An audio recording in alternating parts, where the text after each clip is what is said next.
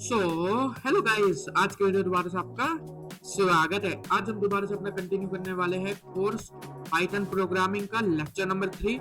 आज हम पढ़ेंगे इनपुट आउटपुट के बारे में। चलिए अपने कोर्स की तरफ बढ़ते हैं। Let's play intro.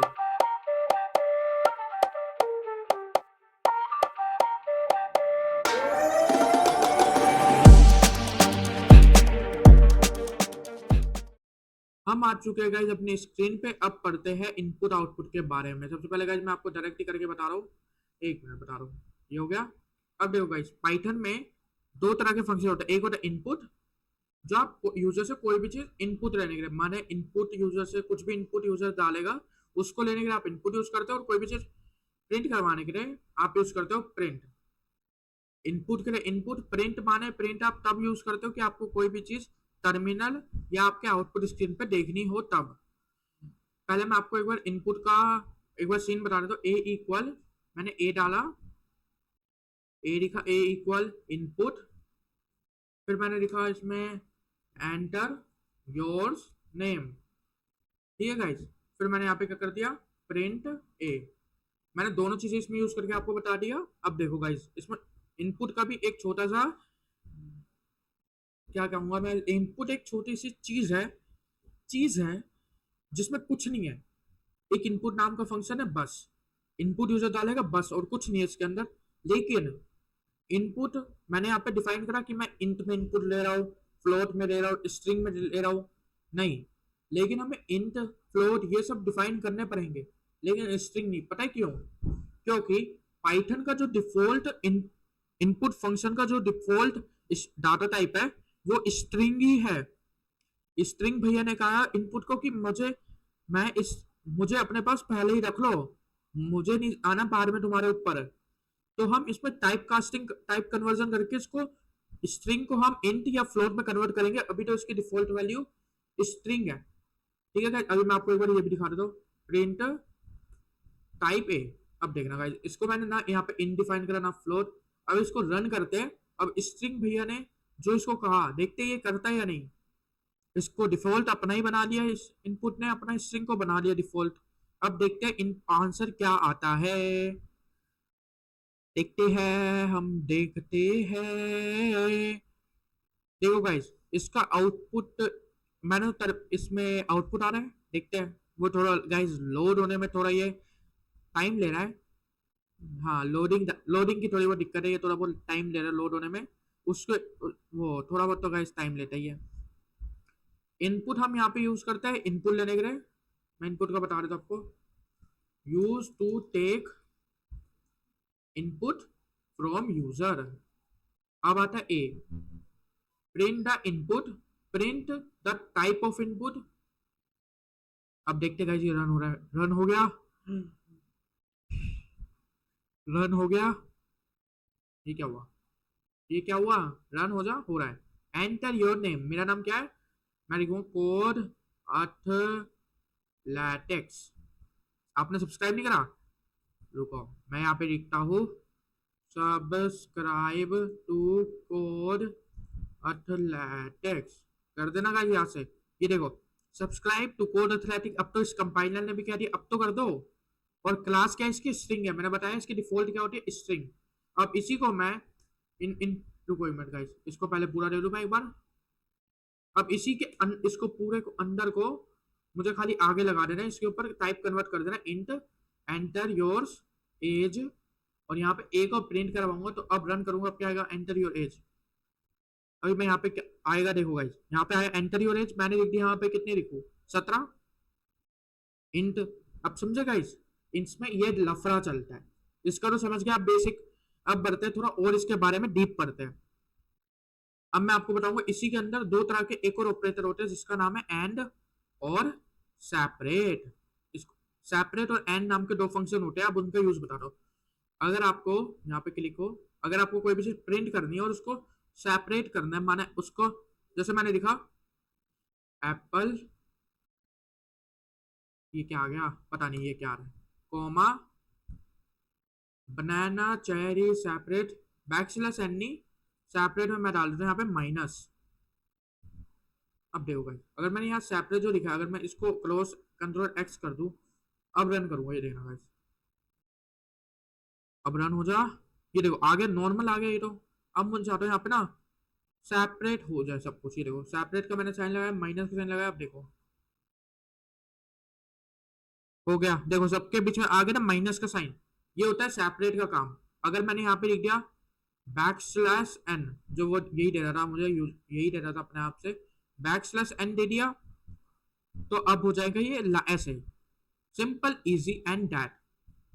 ठीक है गाइस, ये समझ गए ये सेपरेट का चीज। अब बढ़ते हैं हम अपने एक और की, जिसका नाम है एंड प्रिंट। अब देखो गाइस, मैं इसको ना आपको फॉर लूप आपको आगे जाके पढ़ाऊंगा, तो अभी मैं आपको हल्का सा अंदाजा दे रहा हूँ एंड यूज किससे होता है। फॉर आई इन, ये फॉर लूप का एक सिंटैक्स होता है, मैं आगे आपको बता दूंगा।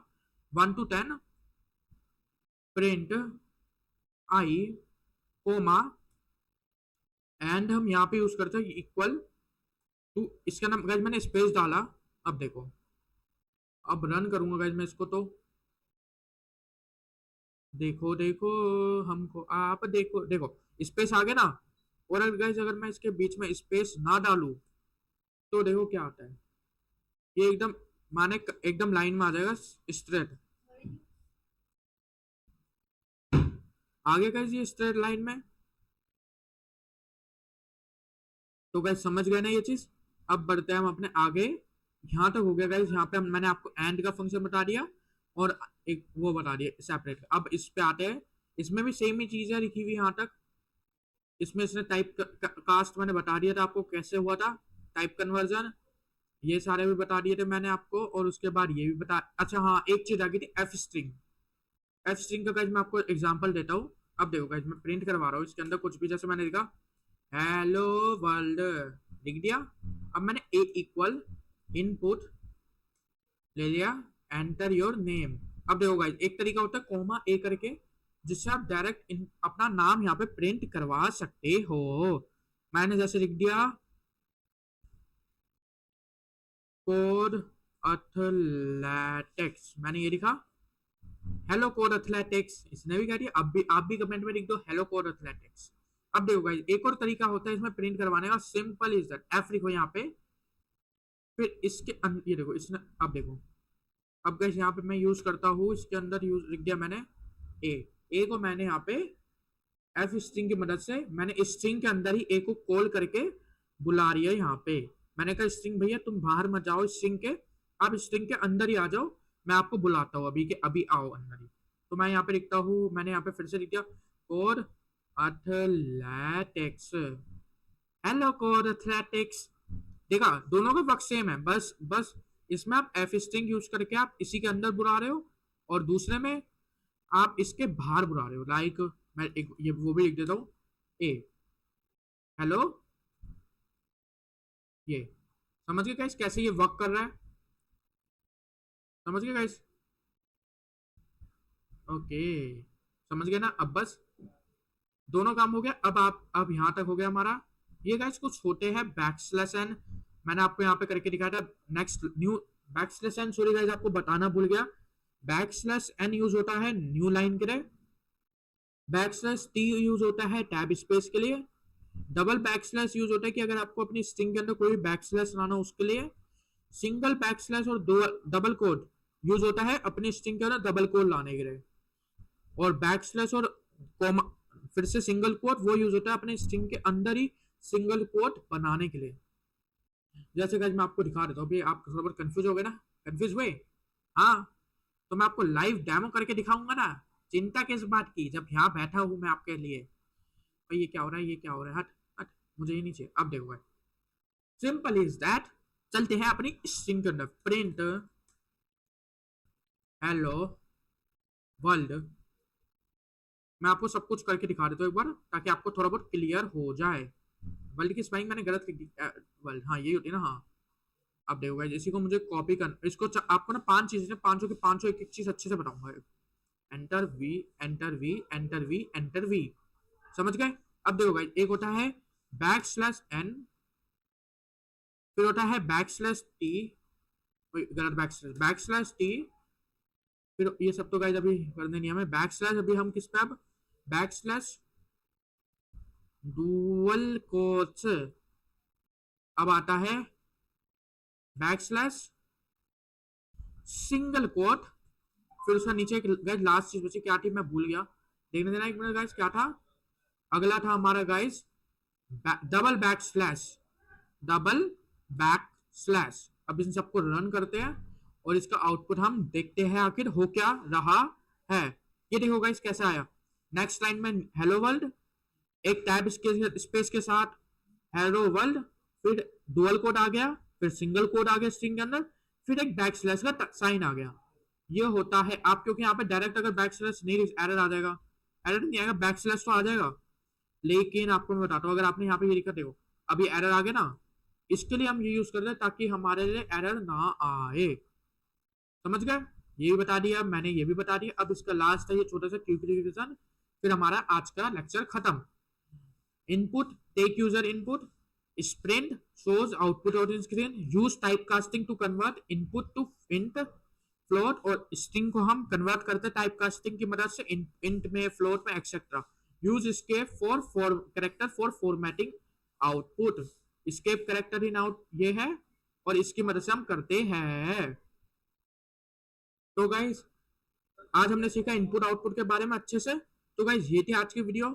आज की वीडियो में मजा आया तो एक लाइक का बटन दबाना और सब्सक्राइब भी कर ही देना, और मजा आ रहा है तो लिख दो programming, Python programming course OP in comment.